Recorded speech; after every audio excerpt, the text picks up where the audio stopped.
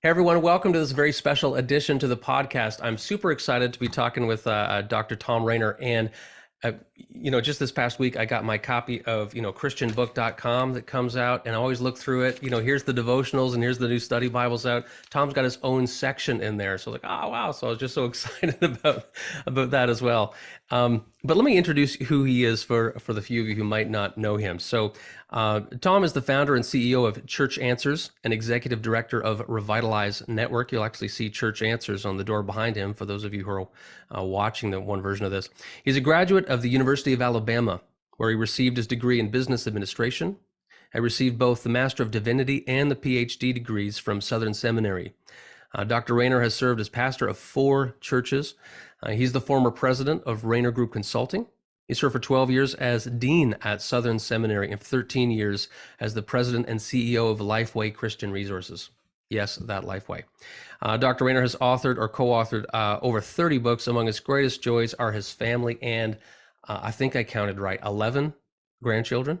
You got it, 11 grandkids. Wow. We thought we were at 10, and then the oldest one adopted. He was in a foster situation that did not go well for the biological family, and he ended up adopting that one. So that became number 11. We love them all. Well, I'm sure that child is blessed and is welcomed into a wonderful home. He has blessed us. Yeah. Well, all right. So let's jump right into it. So again, thank you so much for taking the time to talk with me and with us. And I followed you online and read some of your books, going back to Simple Church and more recently the Post-Quarantine Church. Might bring up a quote from that. And one that's kind of more specific to our topic today, I am a church member, which you can find there and online. And I'll provide the links to everything if we mention a resource or something or a blog so that you can find them online after the fact. So most recently, I was captured by this blog post you wrote called, it's very concise, 11 signs you are becoming a church consumer instead of a committed church member. And I think the reason I was captured by that as a pastor is because I just feel like consumeristic attitudes are coming more and more into the church and kind of eroding its health. And before anyone thinks this is a guilt trip, I think that it can come into my thinking too. And so this is something I think that we all maybe need to wrestle with. So before I ask you about these 11 points, and I'll list them, I want to ask you about America and Canada. So you're in America, I'm in Canada. In the Post-Quarantine Church, you write this: without a doubt, Western culture has shifted, and it has shifted largely against churches, end quote. I would certainly agree with that assessment from what I've seen, but what makes the Canadian church context different than the American one, if anything? Well, the American context is more churched, to use an overused word, church. Right. And so from the get-go, you're going to have a greater awareness of Christianity, a greater awareness of what the local church is in the United States than you would in Canada. But what is happening is in the United States, the drift, the chasm, whatever metaphor you want to use, is taking place as well. And so we are becoming more like large swaths of unchurched places, we being the United States. So if you ask the difference between the two, I would say the differences are narrowing, and that's not necessarily a good thing. Right.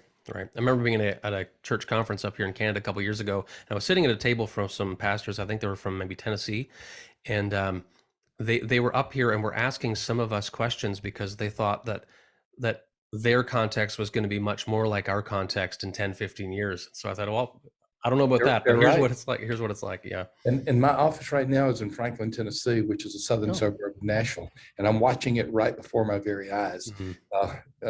Made a trip recently to Portland, and Portland in the United States has been one of those more like Canada areas in terms of its culture, in terms of its unchurched population.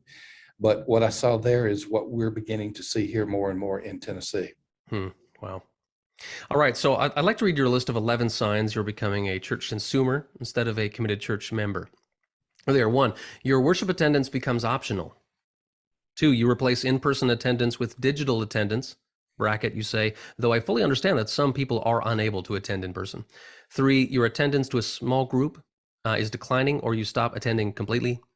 4, your attitude toward your church is more critical. 5, your giving declines or stops. 6, you critique sermons instead of listening prayerfully. 7, you see church as a place to meet your needs instead of your meeting the needs of others. 8, you move readily to another church when your needs are not met. 9, you get frustrated at what other church members aren't doing. 10, you don't pray for your church regularly. 11, you don't share the gospel. So the first thing on that list is your worship attendance becomes optional. So why is that a sign of having a consumeristic mentality? Well, let's go back to let's look at the New Testament. I think that's probably a better basis point than post-quarantine church or a blog by Rainer. Let's go back to the New Testament. Let's look at, okay, we got through Matthew, Mark, Luke, and John, and we understand the life of Christ. Now we're in the book of Acts. Acts 2, what happens? The church is born in Jerusalem. And then what happens after that? Not just in Acts, the rest of the New Testament, from Acts 2 to Revelation 3, the entirety of the Bible from Acts 2 to Revelation 3 is either about the local church or it's written in the context of the local church or written to a local church. And so God's plan A has always been the local church for his mission, and he does not have a plan B.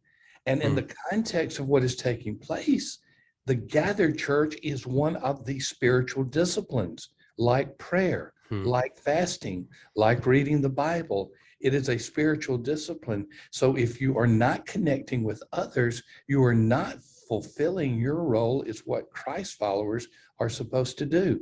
It's not about counting noses. It is about the gathered church encouraging and participating with one another in worship. Imagine this, Matthew. Just imagine that you're on your wedding day, and right before you're to say your vows, you look at your wife to be and you say, you know, I love you, but I want to tell you, I'm not going to spend much time with you.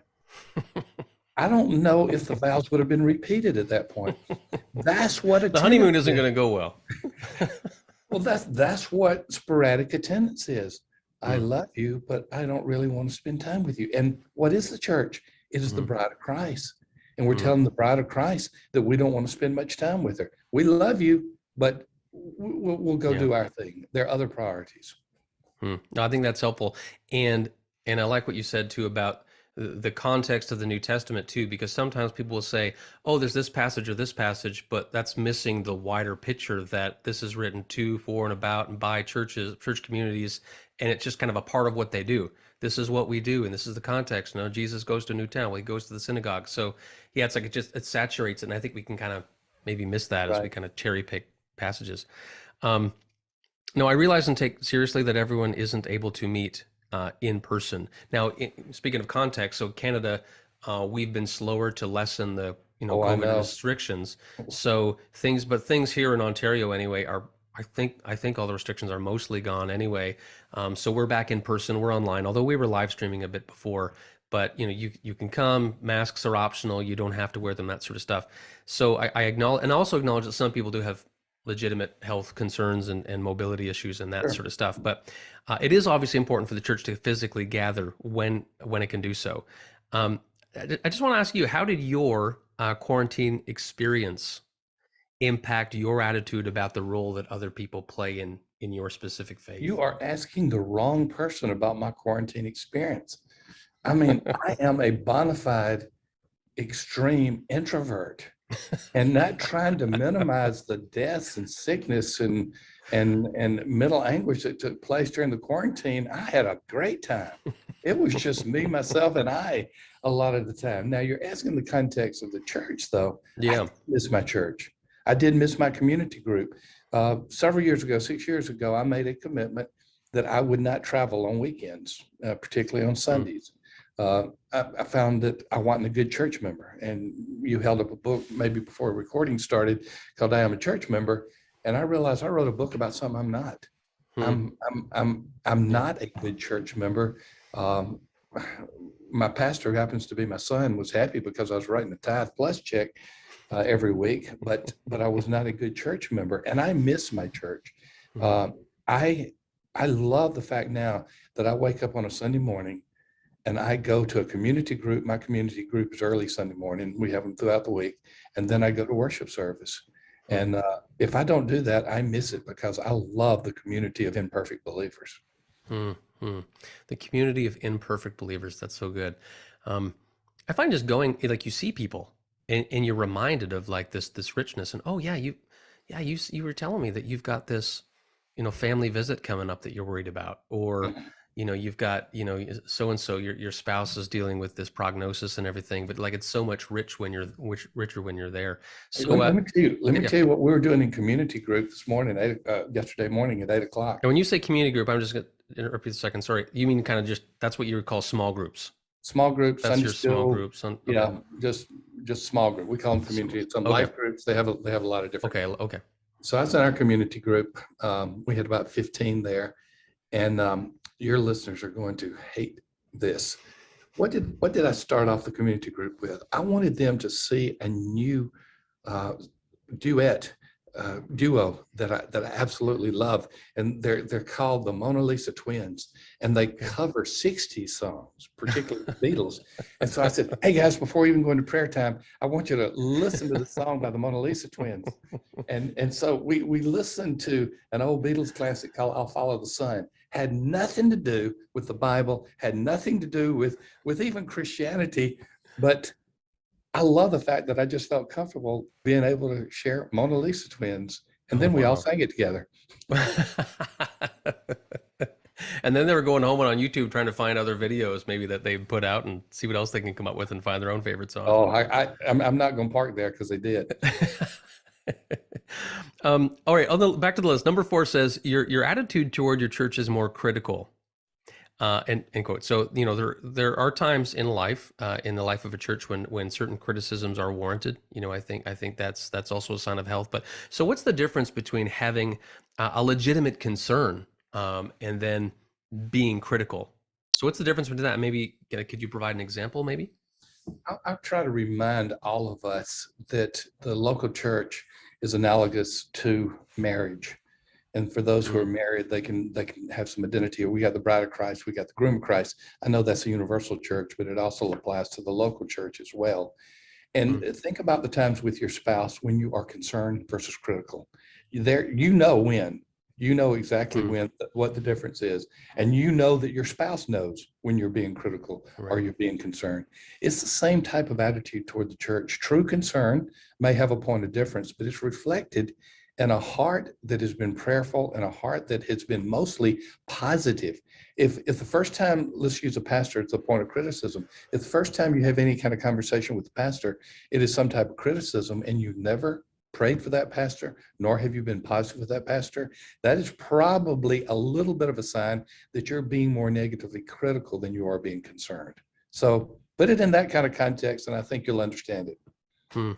Yeah, no, I think that's good. And I want to get right into the next question because I was going to ask a follow-up, but it's actually based on what I was going to ask next anyway, because I think it kind of connects with it. So just again, looking at the list, some of the points I think weighed more heavily on me as a pastor. So I've been in this church context for 14 years. So I think by today's standards, that's a while. But It is. Pointet says you move readily to another church when your needs are not met. And I can think of this happening. I can think of some people going that way. I can think of some people coming this way as well. And those are difficult, challenging things when they occur. But one of the points that seemed very significant and intensely personal is that consumeristic church members don't pray for their church regularly. And you just mentioned this about them not praying for the pastor, and maybe this is connected to this consumer receive. But why is praying? Let's get into that. Why is praying for the church so important? And can you give some examples? Like what are the types of things that people should pray for their church for? Hey, just do a quick review of some of Paul's letters. And he usually opens the letters with prayer, and he usually closes them. Maybe there's a salutation at the beginning, but usually there's a prayer. I mean, look at Ephesians, look at Philippians, and don't look at Galatians because it's really ticked off at him. But He's a bit hot under the collar there. look at those and see the overflowing love that he has for the church. And if you were to ask me this question, you aren't, so I'm going to ask it myself. Thom, do you pray for your church consistently? I would say not as consistent as I need to. And in fact, I'm pretty inconsistent with praying for things that I should. Maybe not inconsistent in prayer as much as praying for things I should. So I never had seen the Echo app, ECHO, Echo Prayer. And I don't know who makes it, but it's a free app. And I'm visual. And so several times a day, I go to the Echo app and I look at where I should be praying. And I have on there my church now. So that's one way it helps me. Not everybody wants to go to technology to be reminded of something, but for an introvert who likes to look at things and not talk to people, it's perfect. One of the things that you talk about in the book is you talk about making a consistent discipline of praying for the church. So one of the things actually in response to that I introduced at our church was didn't go up to 5 minutes yet, but 2 minutes. If you consider Westminster your church home, we invite you and challenge you to pray for your church family and for all the things at least 2 minutes every day. So people will start them and do that. It's really great. So I appreciate that, and at the same time, I think I wouldn't mind your thought on this. Coming out of COVID, I think there's people who are really committed to the church family. They know what's going on. They've been invested and a part of the body proactively throughout the whole time. But I wonder if, because a lot of people were watching online for a while, it's almost like they went into more receptive mode, and it's hard to get out of that. Is that something that other people are experiencing? It's like, wait a second, this is a body that I'm a part of, not something I'm just watching. Yeah, it goes back to something you said earlier, that when you walk into an in-person service and you see somebody, it reminds you about them and you begin to interact with them. Well, that is being proactive. And there has been a sense of passivity may be too strong a word, but receiving more than giving. And that's naturally what we do when we sit in front of a screen. That is the path we go. So I think you're on target with that there has been a lot of receiving, and it's taken us a while to get back into the giving mode. Now, specifically coming out of, like you talked about, what do we pray for? Well, let's look at the letters and Paul's letters, et cetera. But specifically because like things are changing, I think, in culture and church and everything else, and things are changing rapidly. Are there a couple things that, based, like you've written books, you talk to people, you've got you interact with so many people. Are there a couple things top of mind that you would say, hey, the big stuff's afoot. Here's things that people need to be, regardless of the context, praying for their local church? I don't know if this is exactly your question, but I'm going to provide an answer and we can see if it's the context in which you ask it. The one of the things that has happened is not only commitment waning, but declining commitment in attendance. And again, that particular phrase rubs people the wrong way because there's a sense of legalism. You're a nickel and noses type of guy. But again, I go back to, what is the church? One of the things it definitely is a regular gathering of believers. And as we go through the New Testament, it's at least weekly, sometimes even more so. And one thing that is happening that I would just say for all churches and members to be on the watch out for is the definition of what it means to be truly contributing to the body of Christ. The bar is getting lower and lower. And by bar, I mean the bar of expectations. And so someone who was, if you go back 20 years, a typical active church member was at least in worship 2 or 3 times a month. Now that definition has gone down to if they're there at least once a month. And so as these things are changing, ask the question, is going to worship, is the gathered church a choice among many, or is it a priority among all? And that becomes a key question to ask. That doesn't mean you never miss church. It doesn't mean you're never sick or never out of town. But we begin to find ourselves just putting the gathered church as a choice among many that we make every single week. And if we do that, then others will get the priority quite often. Wow. Yeah, I like what you said earlier too about it being a spiritual discipline. Like we just think of spiritual disciplines, prayer, Bible reading, fasting, those types of things, but it's work to go. And, I've got, my kids are 9, 11, and 13.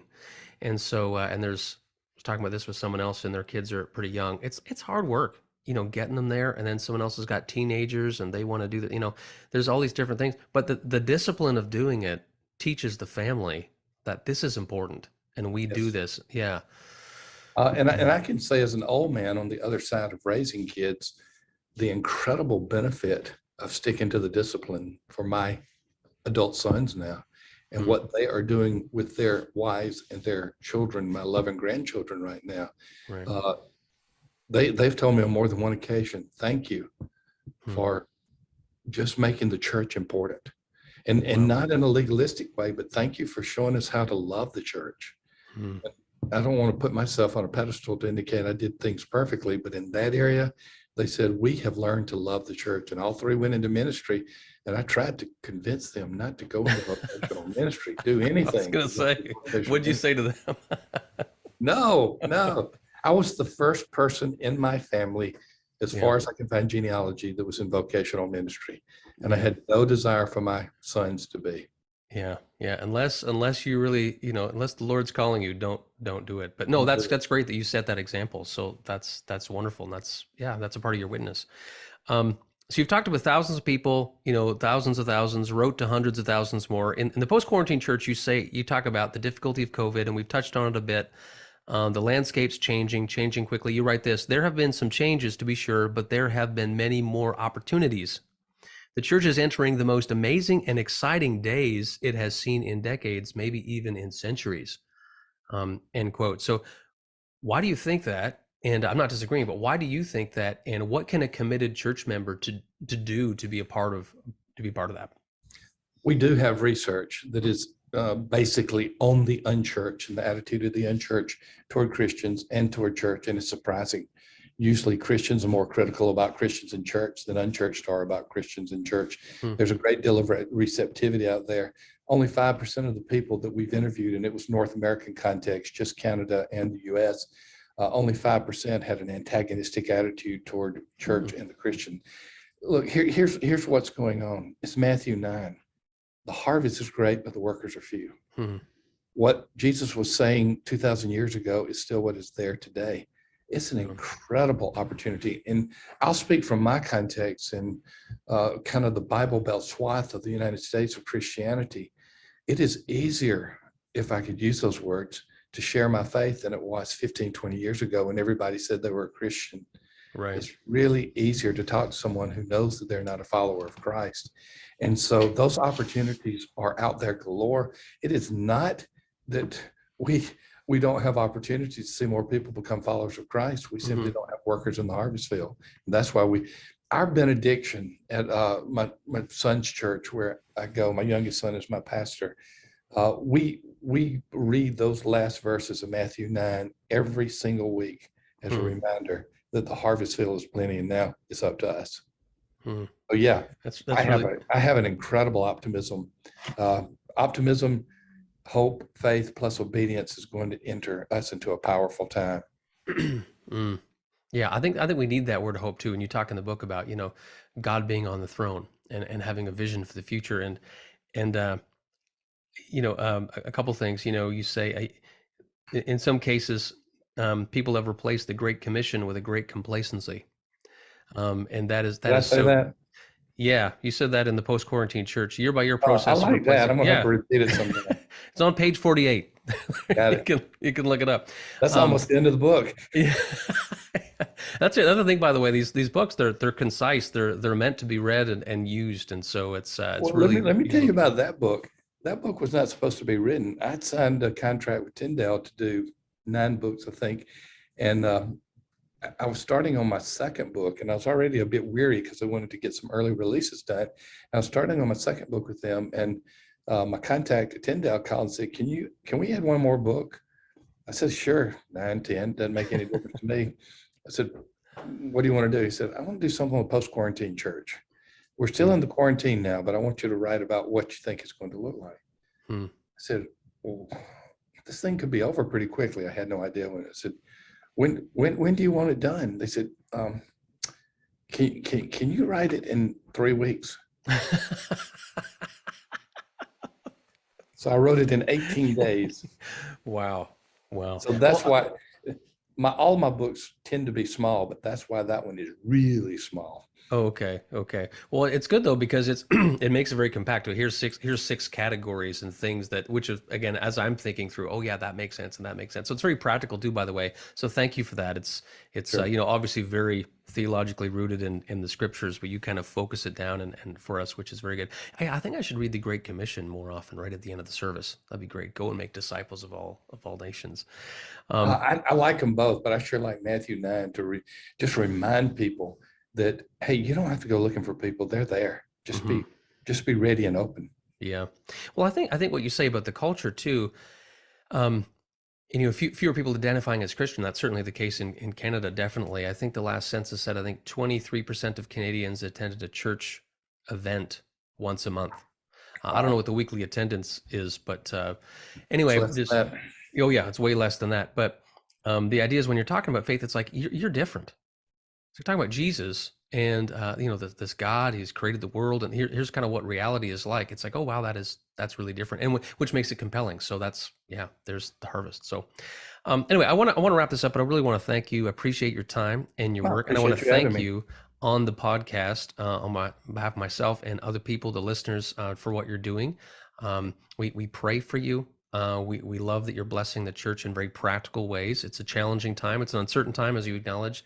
So we appreciate the help. So just to close it off, I want to ask you any projects you're personally working on that you want to let us know about, and maybe how people can connect with you if they want to follow you online or learn more. I hate to give 3 URLs because that sounds like it's so self-promoting and it's We'll list them. It's overwhelming. okay. Yeah. But our home site is churchanswers.com. So, that's the place. One of the things I'm Okay. more excited about right now is churchanswers.university. It is a certification program for people who think that they have some type of leaning into ministry, maybe lay people who want to serve in a more involved place in the church. We started it in Uganda because many Ugandan pastors did not have formal training. And basically, it's 10 solid courses led by some of the best scholars in the world. Oh, wow. And very, very affordable. And Tyndale will send you all the books free once you sign up for it. And it's Wow. an incredible ministry. So I would just urge people to go to churchanswers.university. A lot of churches are accepting certifications now as the credentials to go into a church. And this takes about 9 months to complete. And so it's all digital. So that's one of the projects.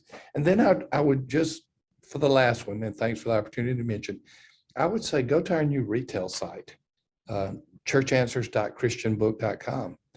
And we have collated, what we're trying to do, we know we can't be Amazon, but we can collate Amazon and provide for you some recommendations so you don't have to go through there.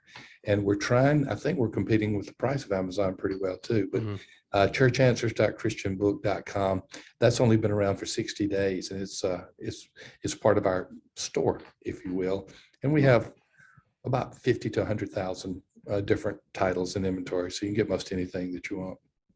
Thank you for that. And what I would say is that is so important, because one of the things I miss, we had a Christian bookstore here in town which closed in the pandemic, but I miss going in and asking someone, oh, hey, what about this? And so if you're just going on Amazon, it's hard to know. So it sounds like the way you've described it, you're kind of helping people with some of that background information to make, some more wise decisions at good prices. And we've categorized them. If you just want things on New Testament, we have a tab for that.